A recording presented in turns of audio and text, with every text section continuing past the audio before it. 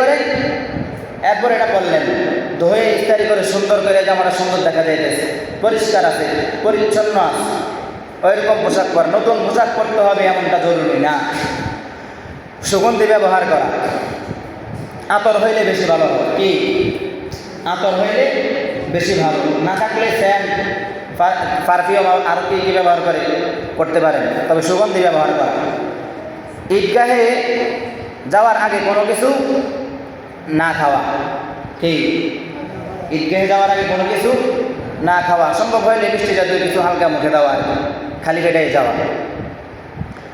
উচ্চস্বরে তাকবীরে তাশরিক, তাকবীর বলতে বলতে ঈদগাহে যাওয়া। তাকবীর কয় তারিখ থেকে শুরু হবে? গত সপ্তাহে বলছিলাম, কয় তারিখ থেকে শুরু হবে? 9 তারিখ ফজরের নামাজের পর থেকে তাকবীর তাশরিক শুরু হবে। 13 তারিখ আসরের নামাজ পর্যন্ত তাকবীর তাশরিক সবার উপরে, পুরুষ এবং মহিলা। উচ্চস্বরে একবার পুরুষের জন্য, মহিলার জন্য আসতে। তো তাকবীর তাশরিক 9 তারিখ থেকে শুরু হয়ে গেলে ঈদগাহে যাবো কয় তারিখ? 10 তারিখ। ঈদগাহে যাওয়ার সময় তাকবীর তাশরিক বলতে বলতে ঈদগাহের মধ্যে যাওয়া, আগে আগে ঈদগাহে যাওয়া। বলেন কি আগে আগে ঈদগাহে যাওয়া? এখন আগে আগে ঈদগাহে মানুষ যখন বয়ান শুরু হয়ে যায়, মাইকের আওয়াজ শোনা যাইতেছে, বয়ান শুরু হয়, খুতবা শুরু হয়ে যায়, এরপরে দৌড়ে যায় নামাজের মধ্যে শরীক হয়। কত বড় কপাল পরা, হতভাগা, দুর্ভাগ্যতার হইতে পারে যে ঈদের দিন ঈদের নামাজ পড়বে, বছরে 2টা ঈদ, ঈদের নামাজ পড়বে, সেই ঈদের নামাজ পড়ার জন্য দৌড়ে যায় নামাজের মধ্যে শরীক হতে হয়। নামাজ দাঁড়ায় যে ইমাম সাহেব, এরপরে যায় নামাজের মধ্যে শরীক হয়। তার মতো কপাল পরা আর নাই,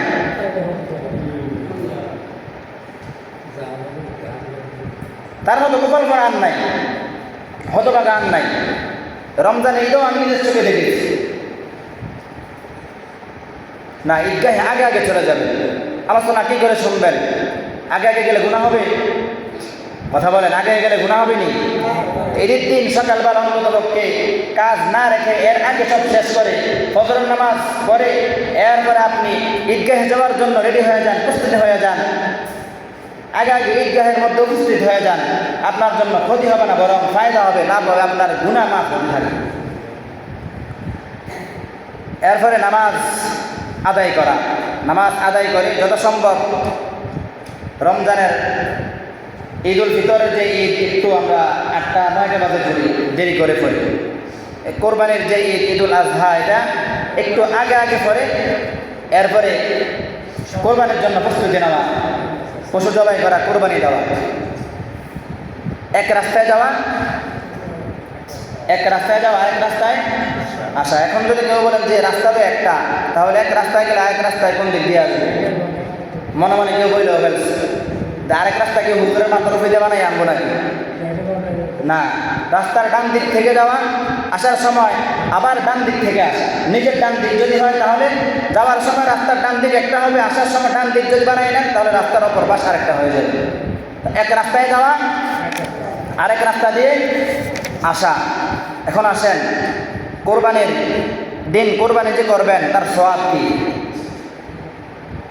কোরবানি করার সওয়াব কি? সাহাবায়ে কেরাম রাসূলুল্লাহ সাল্লাল্লাহু আলাইহি ওয়াসাল্লামকে জিজ্ঞেস করলেন, মা হাদিহিল আদাহি ইয়া রাসূলুল্লাহ, হে আল্লাহর রাসূল, আমরা যে কোরবানি করব এই কোরবানির বিধান কি?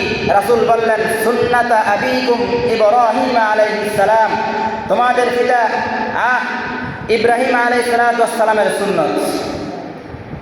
রাসূলুল্লাহ আর সাহাবায়ে কেরাম জিজ্ঞেস করলেন, ক্বালু ফামা লানা ইয়া রাসূলুল্লাহ, এই সুন্নত পালন করার দ্বারা আমাদের কি ফায়দা হবে? রাসূলুল্লাহ সাল্লাল্লাহু আলাইহি ওয়াসাল্লাম উত্তর দিলেন, ক্বালা বিকুল্লি শাআরাতিন হাসানাহ, ওই যেই পশু তুমি কোরবানি করবা ওই পশুর প্রত্যেকটা পশমের বিনিময়ে তোমাকে নেক দেওয়া হবে। সুবহানাল্লাহ। অনেকেই বলেন আপনি একটা গরু, একটা ছাগল জবাই করবেন, ওই ছাগলের মধ্যে কয়টা পশম আছে আপনার সারা জিন্দেগি দিয়ে দিতে পারবেন? গণনা করতে পারবেন? তাহলে সুবহানাল্লাহ আসতে বলেন কেন?